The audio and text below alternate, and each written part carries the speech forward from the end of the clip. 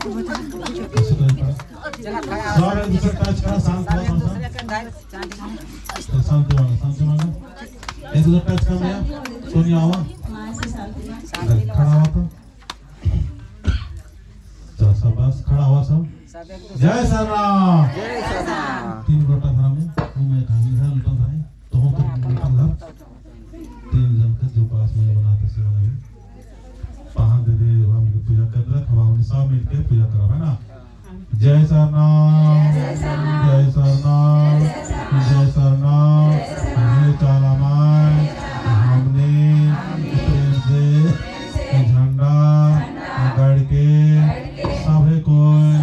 मिल के पूजा कराते के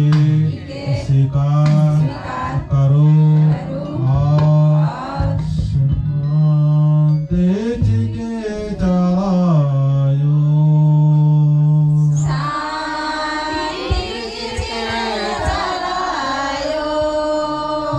सधर्मी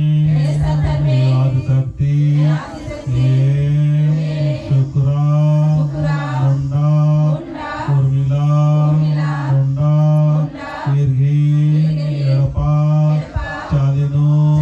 निघय शक्ति झंडा कोना चिचिका परमंगे